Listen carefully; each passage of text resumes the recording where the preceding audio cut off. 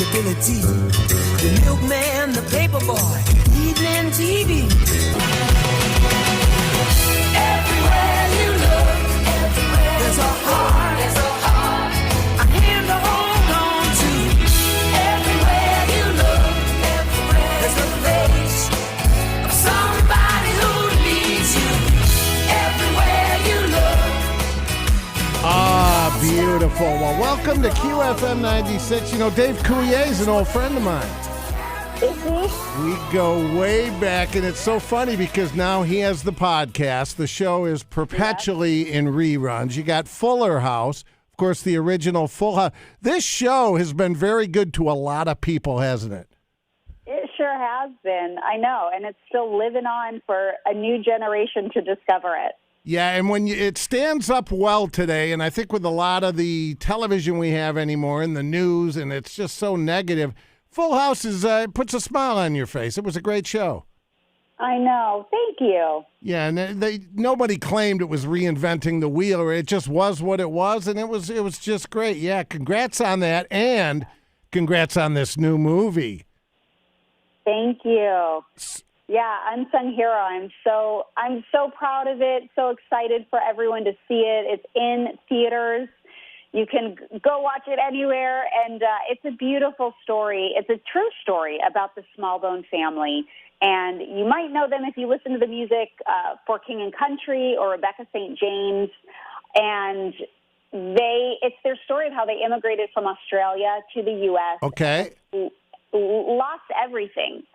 And so it's rebuilding their family and going through all of those hardships. But within that, there's so much hope, so much adventure. There are miracles answered. And the music's incredible in this film. It's set back in the 90s. And bring your mom, bring your sisters. It celebrates women. I think Helen, their mom, is the unsung hero of the movie. And just a beautiful, inspiring, hope-filled story. Yeah, and I'm kind of familiar with the story in a way. They had a lot of kids, didn't they? A lot of couples pick up and move, but it wasn't across country, it was across the world, and they come here. How many kids did they have here? They had 7. Wow. Yeah. Wow, and I'm a country music fan. Were you into country or familiar with that world before shooting, or?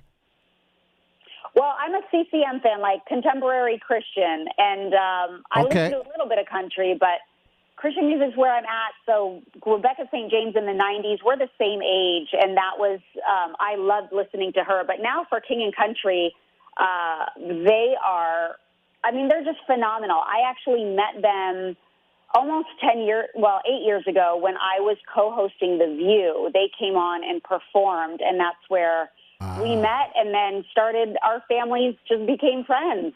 So how long after they moved here to the States did it take for them to get a little traction in that world?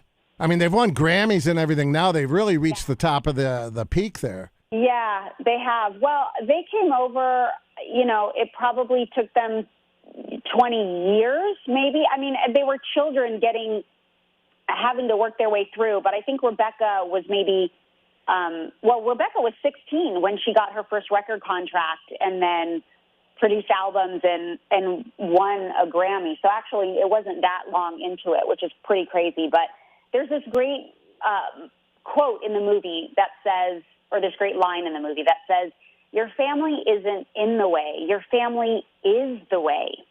And so they really, ended up seeing the talent in their family and working together to lift them up, but also make dreams come true. She is Candace Cameron Bure, and the movie is Unsung Heroes in theaters currently. And I got to ask you, too, I'm an old stand-up comedian, so I knew Dave. I'm from Detroit, and a lot of hockey.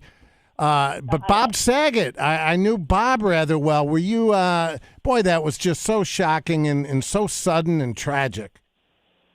Yeah, it was. Golly. That was a really tough loss, and I love Bob. He was one of the closest people in my life. So it was devastating, but he lives on in our hearts, and he has really left a great legacy. Bob was such a kind, generous man, and people always remember that about him. So I think that's a good legacy to leave. Yeah, when he was sitting on top of the world with that show, when we would talk and do interviews just like this, he remembered me, my kid's name. I mean, he just a beautiful man. Yeah. How long were you on the original Full House as DJ? Full House ran for 8 years in prime time. And so how old were you when you were first cast in that? You had to be just over the moon. 10. Yeah. 10. Wow. On the show, like my most formative years from 10 to 18. Well, you're all grown up now. I'm looking at photos and so beautiful. This movie, anyone we know, well, Lucas Black is in it, right?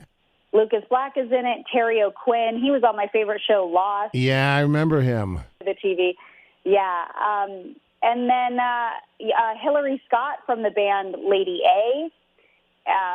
So there's lots of familiar faces in here, and then some wonderful Australian actors that you might not know as well, but their performances are phenomenal. Well, gosh, we wish you all the luck with the film this weekend, and good luck to you, and tell your brother we said hello. He's a great guest as well. Oh, I sure will. Thanks so much. It was great to chat. God bless you, Candace. Bless you too. Bye-bye.